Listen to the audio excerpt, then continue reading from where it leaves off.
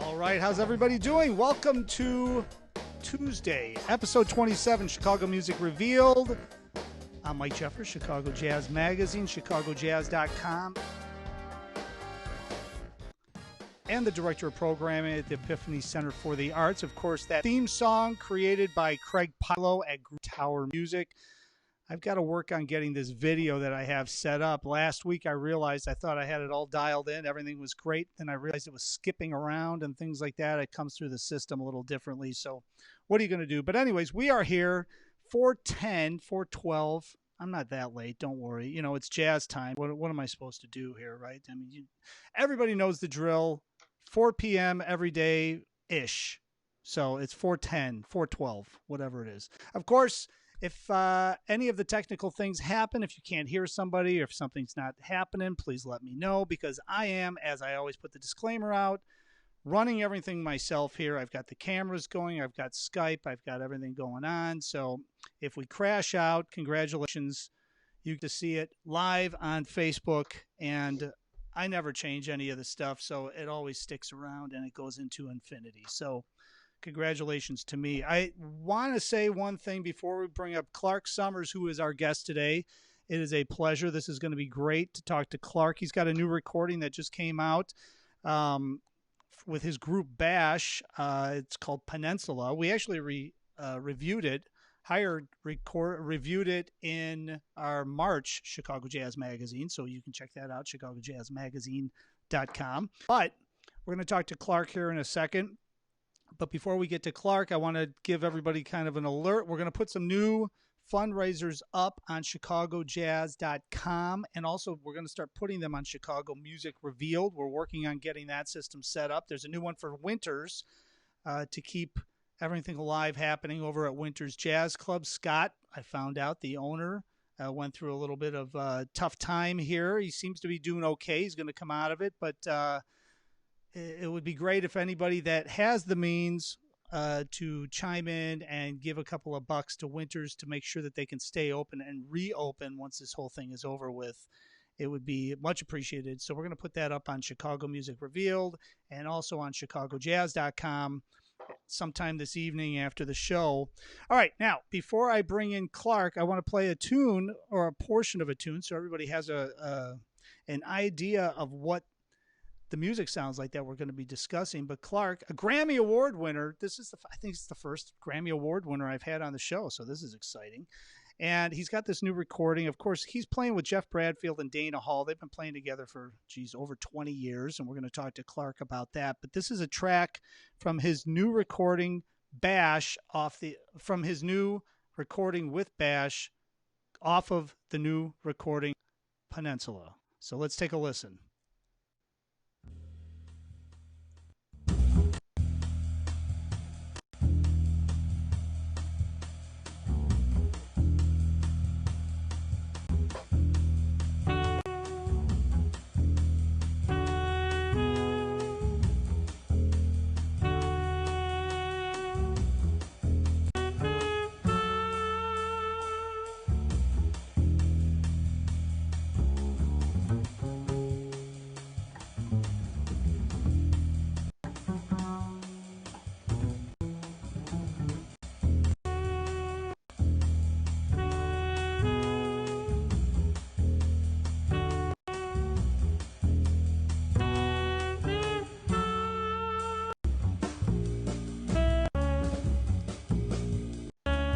Clark, man. Hey, Mike. Good to be here. Oh, man. Doing well, thanks. I'm glad we get this up. And that, I guess I'm not glad that you are in town and able to do this because you're supposed to be playing and traveling. But I'm glad we could make this whole thing happen, and I'm glad we could preview and talk a little bit about the new recording from Bash. That's the trio you have with Geof Bradfield and Dana Hall.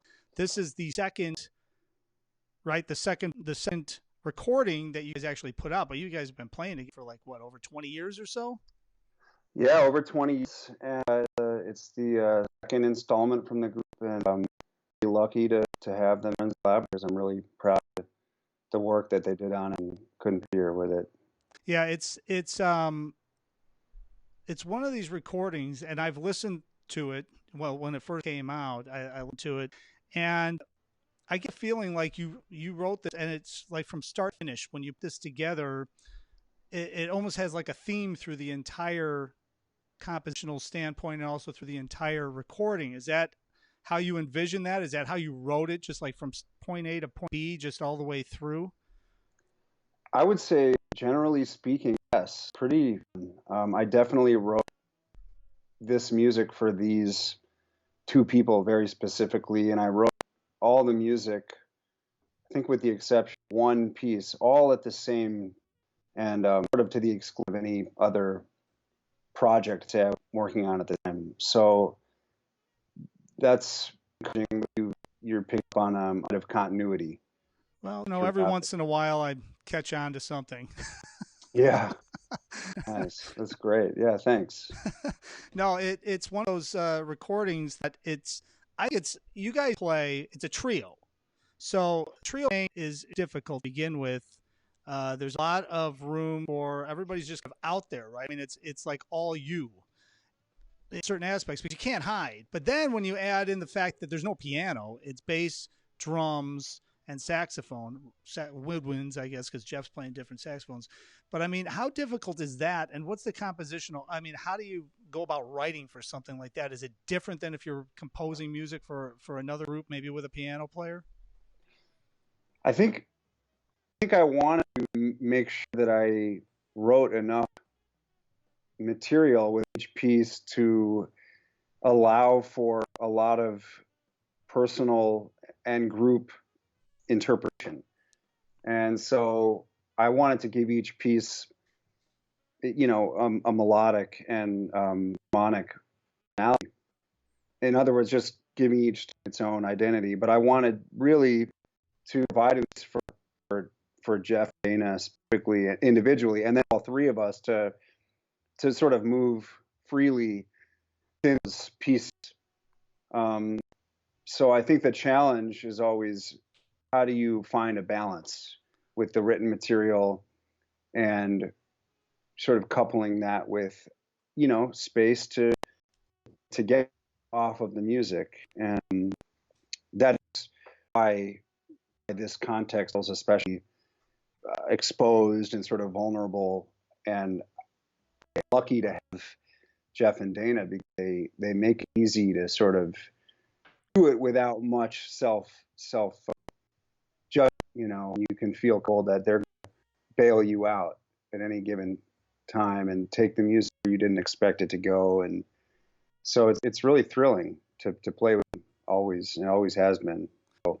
Well, you guys have been playing for a long time together, and so you bring in music compositions like this for this new recording.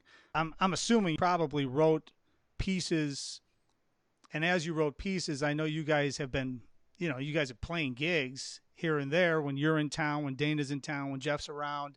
You guys are doing, performances in between recordings, obviously. Are you bringing them in? And I mean, how much feedback? I can't imagine, if you guys have been playing together for over 20 years, you bring in stuff. I'm sure everybody's like, hey, what if we do this? What is this? What about this? I mean, there's got to be a lot of give and take, because I had a couple of different trios or a couple of different groups on the show just in the past couple of weeks that have been together for long periods of time. And it changes. To me, jazz is the one music that if you can actually have a group playing for long periods of time together over years, the music only gets better and better and better. The interactions there, everybody knows what they're thinking, and everybody is super comfortable taking chances. So what's that give and take when you bring in compositions that you wrote and say, Dana, what do you, let's try this out. I want to do it this way. I got to imagine they're like, man, you know what, I'm hearing it this way or that way. What's the give and take on that? No, you're exactly right. And in fact, I did bring all this material at various stages of its conception, and I really benefited from their input. And they are both such strong conceptualists and leaders. I mean, they both lead their own groups and have for many years. And they both have very strong ideas about music and how it can be, this way or that way. And so in point of fact, actually, when I first brought it in, I I brought in, there were sketches. They were not fully formed. And I think I really benefited from their willingness and their generosity to sort of kind of provide input, but do it sort of,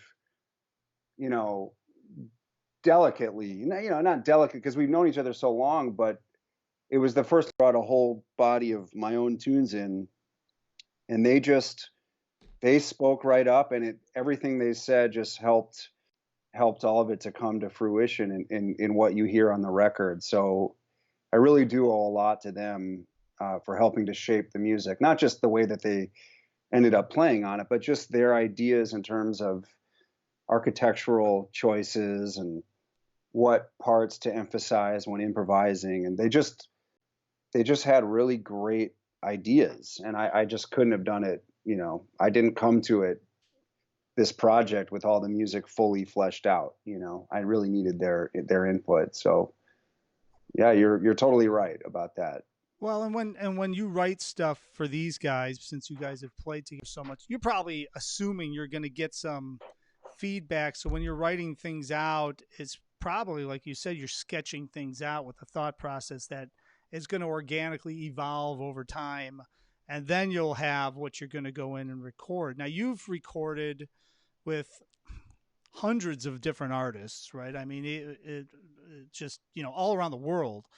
I mean, when it comes to this group, Bash, what's the differences? Like, you walk in, like if you're walking in with some artists and they're hiring you to come in and do something, I got to feel like you're there, you're going to give them a little feedback, but you're not as comfortable playing with giving feedback or working or getting feedback as you are if you're playing with these guys. This is just like, Dana and Geof and you in a room, I would imagine.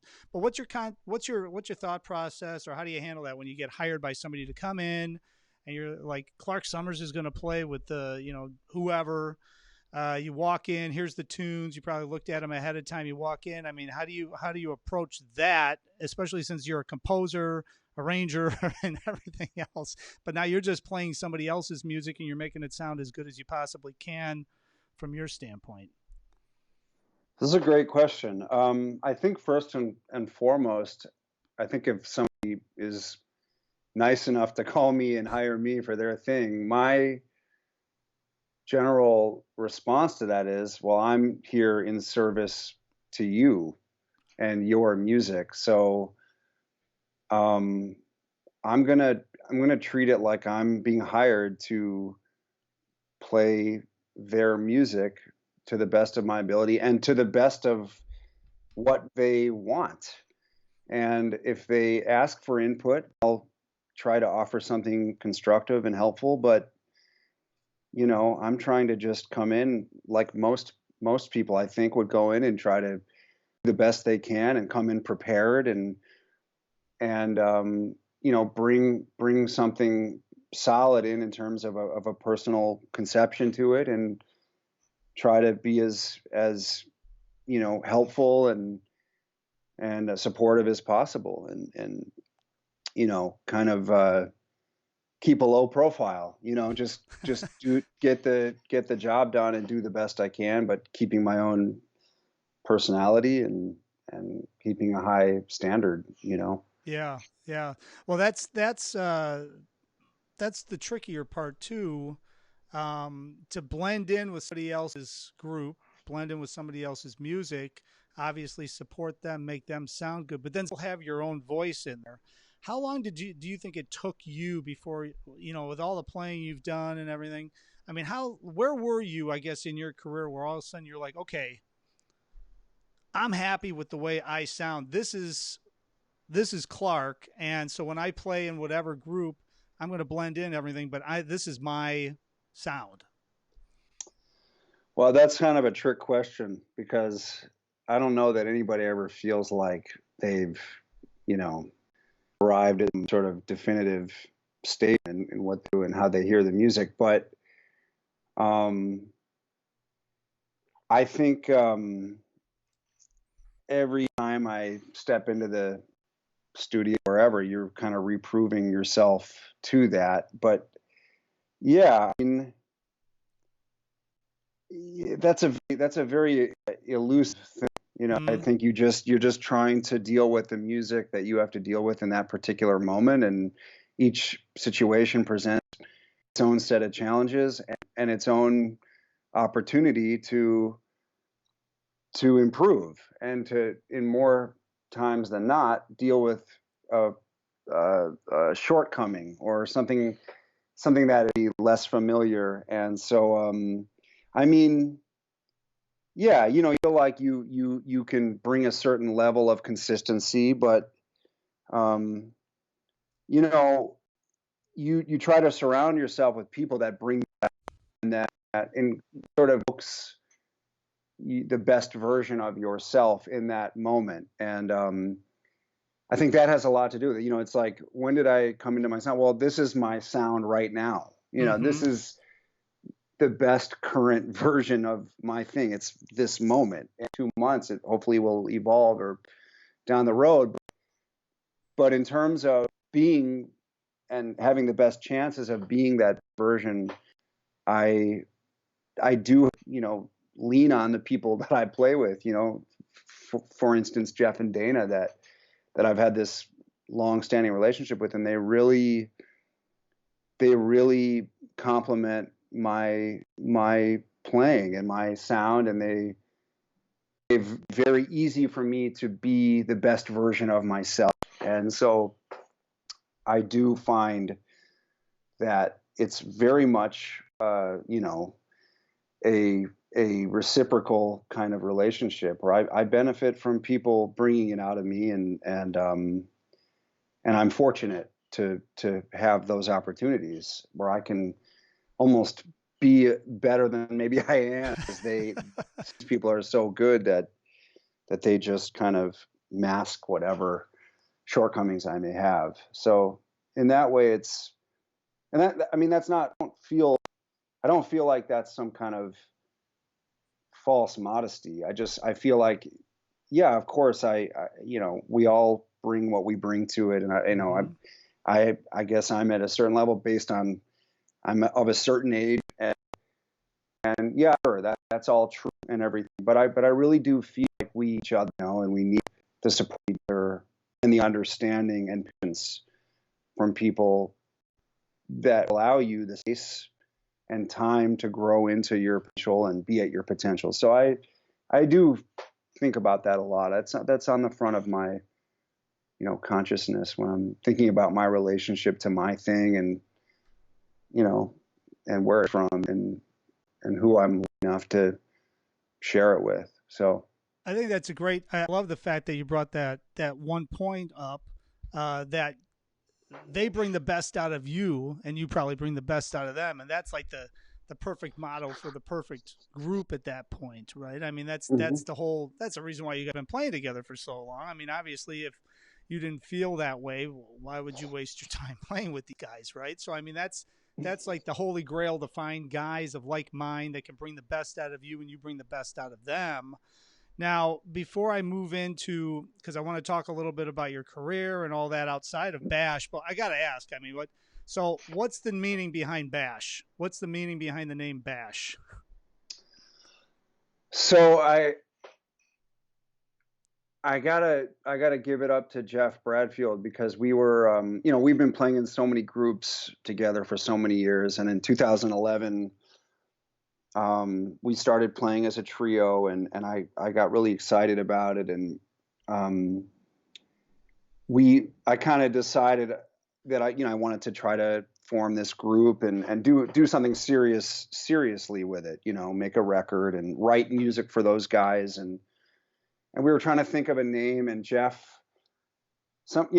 we were just kind of, we were, after our first gig, we went to some bar, and we were talking, and Geof, you know, made a really astute observation, as he is sort of wont to do, and he just made this observation about the dynamic spectrum that he was feeling while we rehearsed and when we played the gig earlier that night, and he just felt like it had everything from, you know, what you would think of when you think of the word bash, and all of the sort of intensity that could be associated with that. But then he put the sh in parentheses, with which kind of is like the sh part of it. So I sort of agreed with him when he described it, having that full spectrum of the bash and the quiet, but it also had a practical implication, and the letters of the word include all of our names, so Bradfield, Sommers, and Hall. So that was kind of cool. So that was Geof's idea, and he was generous enough to apply it to the name of the group, and that I took from him. So yeah, so that's where that comes from. It just speaks to the spectrum that is, we hope, sort of inherent in the group dynamic and in the group intent. No, it's great. I always wondered. I mean, I've obviously, I've known about you guys playing as the group Bash for a long time, but I can't believe, I don't think I've ever asked you about that. So I always wondered, but that really is, it's kind of deep philosophical stuff there, man. I thought it was just going to be like something, Dana smashed the cymbal really hard during some open chorus solo or something, and it's like, hey man, stop bashing it, and that was it. But this is deep stuff here. That was good. I mean, that's certainly one component of it. It's sort of like, it's inclusive, it's that, and then the other extreme, and then everything in the middle. That's, where you try not to put any, restriction on that. And those two instrumentalists have that capability of hearing throughout that spectrum and sort of operating within different sort of partials of that spectrum. And I think that's why we really, really enjoy playing with each other, because it's never just the one thing or the other thing. It's just the possibility of, what kind of thing you want to focus on in that moment. I think most people are trying to find a space like that, that they feel like they can express and move within, express themselves in, and be free to move within that spectrum, because you feel like you can scratch a lot of itches that way, and it's just a lot more predictable and a lot more thrilling, when you go into a situation not totally sure how far something's going to go or how subtle something get, and then sort of the process by which you arrive at those points is the fun of it, We should talk a little bit before we because this is great. Of course, the new album Bash, by Bash. I keep saying Bash. The new album by Bash, which is Peninsula. I would assume ClarkSommers.com. We had them over there, and of course, it's up on all the streaming platforms and everywhere you can get music online. So, I mean, I encourage everyone to check it out. And as I said at the beginning of this, you need to hear the entire recording in its total, and from start to finish. So don't buy one tune. You got to buy the whole thing in order to get the full feel of what Clark wrote on this and get the whole story. And as you listen to it, you hear the group evolve throughout. It's really interesting. And also because it's a trio recording, which is bass, sax, and drums, it's different. You're going to hear a lot of different colors, a lot of different timbres than you would if you were listening to a piano trio. So I encourage everyone to get up. And since everyone's quarantined, you shut the lights off at night, man. Get a glass of wine and just listen. Don't do anything else. And of course, you're quarantined, so you don't have anything else to do. So that's it's the best time to buy music online, I always say, because you're a captive audience. You need to listen to this thing. So you're my first Grammy Award winner here on the show, Clark. I appreciate being on and being the first. And of course, you won that with Kurt Elling, who you've been with for. Geez, have you been with him as long as you've been with Bash? I don't know. I mean, it's been years and years and years, right? I mean, when did you first join Kurt's band? I started with him in 2008. I was living in New York at the time, and we started back then, and I did it for about a year, and then took about a year and a half off, and then came back in earnest in the spring of 2011. So. Yeah, it's been about 10 years, give or take. So you were living in New York because obviously you're from Chicago. You were living in New York, and that's when you jumped into Kurt's band when you were in New York. That's right. So I know he probably knew you from the scene here in Chicago a little bit because I know that, everybody back then, I think, well, not then, but Kurt was playing that steady Wednesday night, I think it was at the Mill, or Thursday night, I can't remember which one, but he was doing that steady at the Mill, and I know that, everybody would kind of hang and meet everybody, and everybody knew everybody back then. So I'm sure he knew you, but did you ever do any like playing here and there with him leading up to before you got the gig? You know, I don't know if he knew me. He may have, but we only played one gig because, he was out so much, Yeah.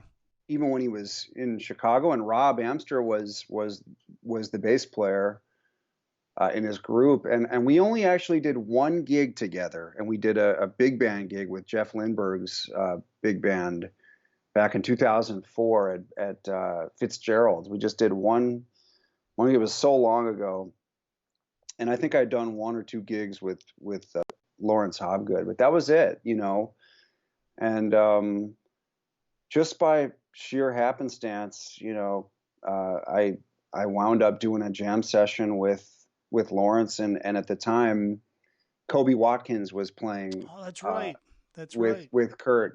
Kobe was living in New Jersey at that time in 2008 when I was living in New York, and so I actually owe a lot to Kobe for sort of throwing my name in the hat, and it just sort of evolved from there. We definitely had an interesting ride, to kind of get to where we're at now, but yeah, it's been kind of life changing, and amazing, and really just feel nothing but good vibes about it, and gratitude, and can't wait to see those guys again, see Kurt, and get back on the road with them. And Stu Mindeman plays piano in the group, Right, and yeah. different drummers, and John McLean, and so all good friends of mine. And Kurt did a record in September that he just released in April, and called Secrets Are the Best Stories. It's really beautiful work from him. Well, and, you actually, you're actually, you're playing with, I think, one of the premier vocalists in the world, obviously. But outside of that, it's got to be fun for you because, you've played with a lot of vocalists and they're all very, very good vocalists. But the thing with Kurt, it almost goes back to like Bash, right? Where there's a lot of room and a lot of interesting things happening because of Kurt's style and because of the improvisation that he does. And he also seems to allow the band really to stretch out in some versions as well. There's a lot of different textures happening. I mean, outside of playing with a regular vocalist who's playing the tune, take a solo, the tune, Kurt doesn't do that. So that's got to be something. I mean, it's got to be very similar to how you experience working with the guys in Bash, that you have this interaction happening. And every time I've seen you playing with Kurt, and every time I've seen, Kurt playing with you, everybody looks like they're having a great time, but it's super intense compared to backing up like somebody that's just singing standard. So what's that like? I mean, how do you approach that gig? It's got to be completely different than a lot of other gigs that you approach just because of the sheer, ability to be able to stretch on some of this stuff. That's a great point. I mean, yeah, Kurt is not like other singers in that way. He's more like an instrumentalist. Yeah. Yep. And I mean, obviously he's a vocalist, but he doesn't. It's like he doesn't use his voice as just it's more like an instrument. Mm-hmm. And so as another instrumentalist playing with that, you feel like you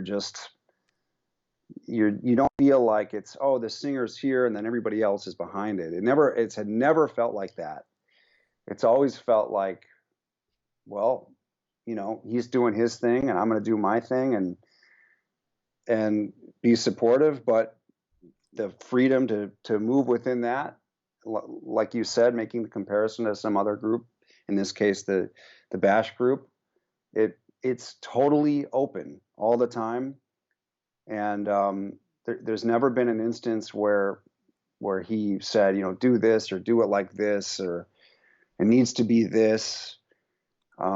It's always been an open experience, and just a total, just really thrilling, and very liberating in a lot of ways, and which might seem sort of ironic, but it's not. It's, he just has an attitude about it. It's just because he's coming from such an instrumental standpoint, and he understands, the canon of the great saxophone players, and he just treats the music that way. And he can sing kind of anything, so it never really matters. It's not like, oh, it's this style, it's that. It's just playing the tune at that particular moment. And yeah, it's been a really, and in that way, it's been challenging, because then you have to you have to commit to some, you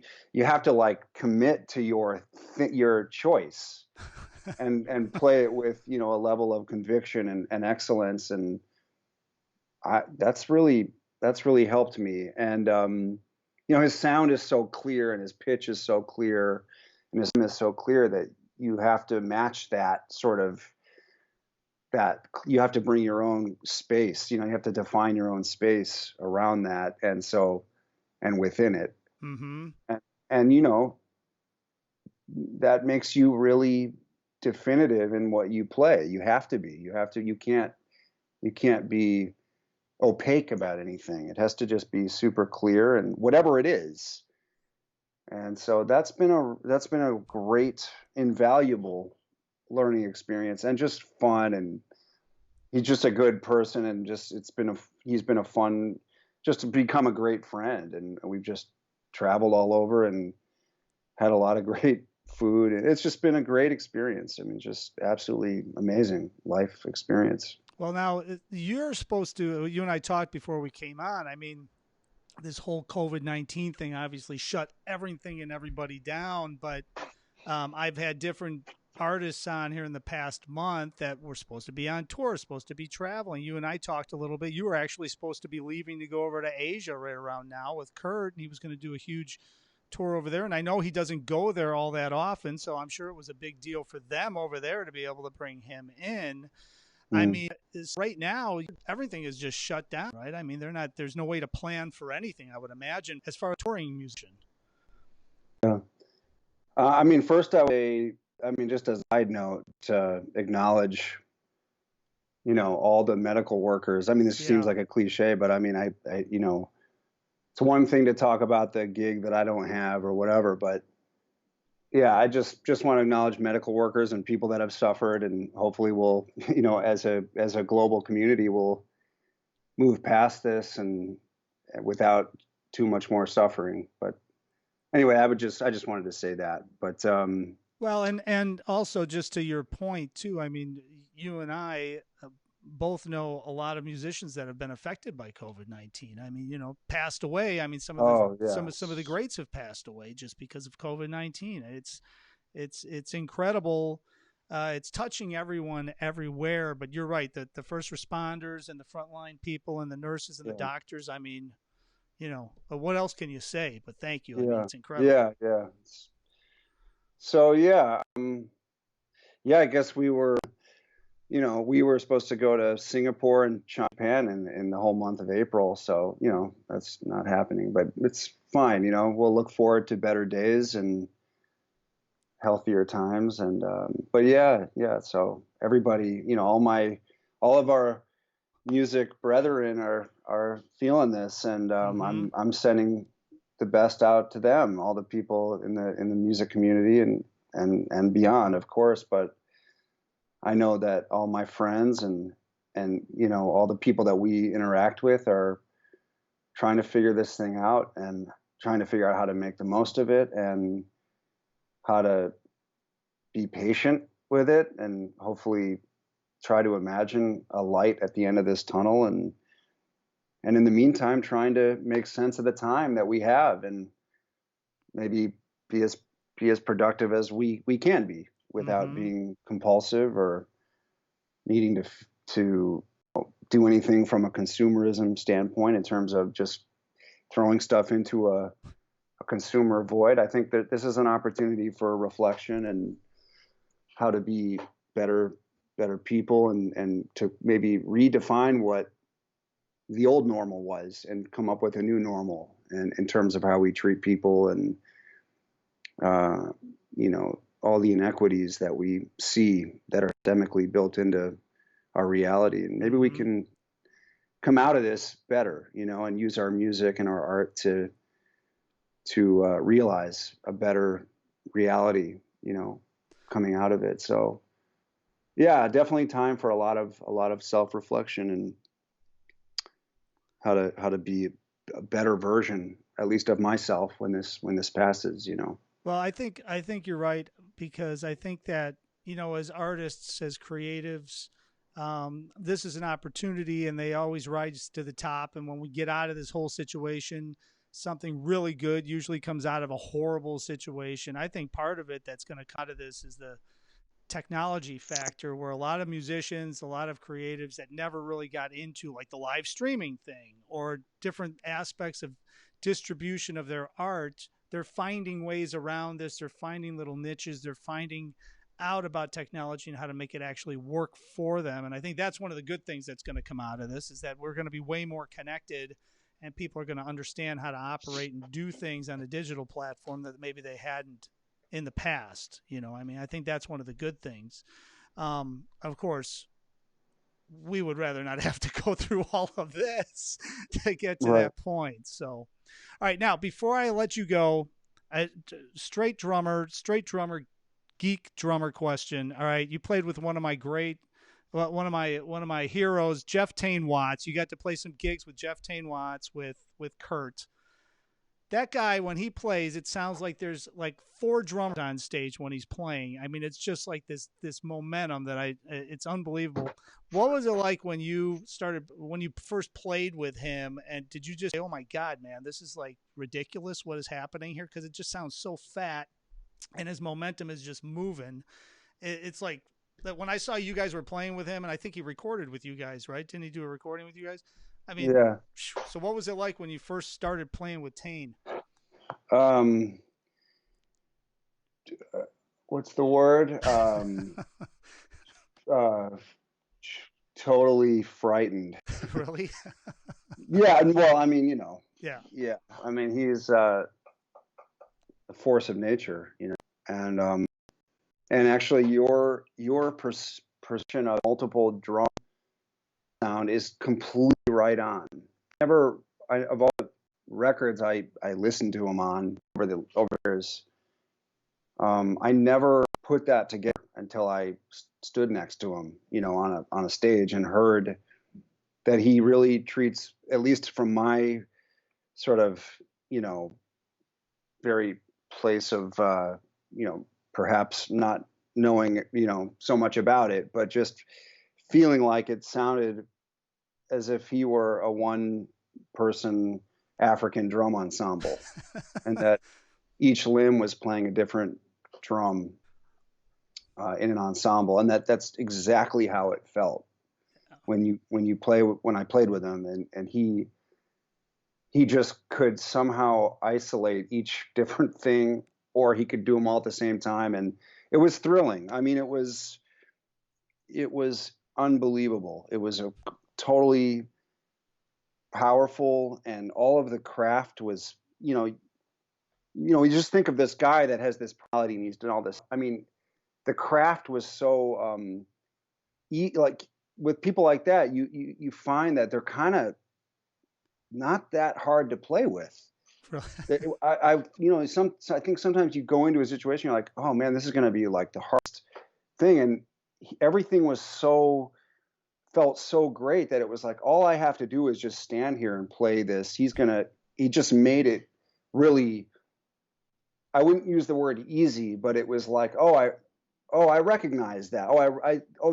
That's just good, really great time. And it feels really good. And the tension and the release moments are all seemingly in the right place, or in the places that feel natural. Yeah. And he played the music that we were playing, and he played it appropriately. So it wasn't challenging from that standpoint. It was more like having the confidence just to be up there, and like I was saying, that thing about Kurt, just carving out your own space and playing your stuff with conviction. It's like you know, I remember James Genus came to one of the gigs, and great player. He plays on the Saturday Night Live show, but he plays with Herbie, everybody. Yeah. Incredible bassist, one of my favorites, and he was there, and he had just gotten off the road with Herbie playing with Vinnie Colaiuta, and I said, well, how is that, playing with Vinnie? And he said, well, how is it playing with Tane? And I didn't understand what he meant. And he said, you have your own stuff to play. He's like, I'm showing up playing with Vinnie Colaiuta. I got my own thing to play. And he said, you have your thing to play. And I thought that really put it in perspective, and it was meaningful for me to hear that. It's like, yeah, okay. But yeah, it was thrilling. And if I could, I would say the years that I've been able to play with Dana Hall, really, I can't really overstate this, really helped give me the confidence and kind of know what it would feel like, what it might feel like to play with somebody that played with that kind of energy and density and forward propulsion. Because Dana, he's probably about 10 years younger than Tane, but he certainly is a proponent of that aesthetic, and dare I say, kind of a disciple. I mean, of course, Dana has his own voice and his own personality, his own experiences, but I don't know that I could have stood up to it without having that prior experience. So that was kind of cool to see the transference of that, and so yeah. But it was all those things, all the things that I imagined it would be like to play with Tane. It was that and more, So it was thrilling. It was really, we got to do the record and subsequent touring, and it was very, to say that it was rewarding is it's an understatement, so. Oh, it's awesome. I had to ask. It's like, I could not ask. Well, Clark, thanks. Yeah, I appreciate it. Oh man. No, thanks for being on. So again, we're going to send everybody over to clarksommers.com. The new recording from Ash entitled Peninsula.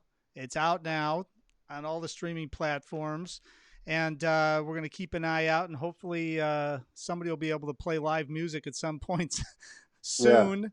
And maybe we'll be able to tell everybody where you're performing. Fingers crossed. But thanks for jumping on. This has been a great conversation, and I have known each other for a long time, so I'm glad you're around. I'm glad we could do this and catch up this way, and I look forward to seeing you in person at some point. Yeah, for having me. Thanks for you and keeping this going, and just wishing all my music friends and beyond just happy living for the time, and stay positive. We'll get it, and let's keep it going, and we'll be better when we come out of this. So that's it. Thanks for having me. That's it. All right. Thanks, Clark. Take care. Stay safe. All right. Get it. Clark Sommers. What a great guy. I'm so glad he was able to jump on today and we could talk about the new recording. But we could have talked for a long period of time about all of his experiences that he's played. He plays with Kurt, obviously, but he's played with, I can't even go into how many artists he's played with and recorded with. So be sure to go check out clarksommers.com.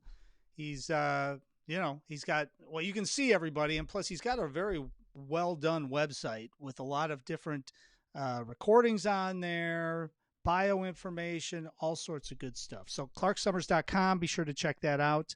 And thanks again to Clark for joining us. Now, tomorrow, Joel Spencer is coming on tomorrow, and we're going to be talking about Joel and his playing, but also he played with Richie Cole and Eddie Jefferson, and they were in a famous group together, and they were just starting to make things happen before some tragedy happened. But with the passing of Richie Cole, the incredible legendary saxophonist, just over this past weekend, I thought maybe it would be a good time to have Joel come on.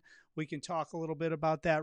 Remember Richie Cole? I actually had him on my radio show once back in the day, so it'll be fun having Joel on. We'll be talking all about a lot of stuff. And then on Thursday, Shonda Brooks will be on, and we're going to be talking about the Windy Fest and all of the different organizations she has. And on Friday, Dave Katzman's going to be back for the Chicago Blues Hit. It's all blues in Chicago and beyond. He's going to be telling us blues news, what's happening on the scene. And then we're going to be doing an interview with the legend, John Primer. He's going to be on Friday. So we got a show. We got a packed week here at Chicago Music Revealed. Again, I appreciate everyone watching this. Please leave a comment. If you like this, share this, like it. We need to keep pushing things out. I'm trying to connect with the whole community. We've got a whole slate of interviews coming up next week with some international artists as well as some local talent from all different genres. Again, everything's up on ChicagoMusicRevealed.com. You can check it out there right after the show. This usually posts within a couple of hours, and all of the stuff is set up there. ChicagoJazzMagazine.com. We got the new issue online. Epiphany Center for the Arts, EpiphanyShy.com. Visit there. We're going to be looking at the fall as an opening, and it's going to be some exciting stuff happening.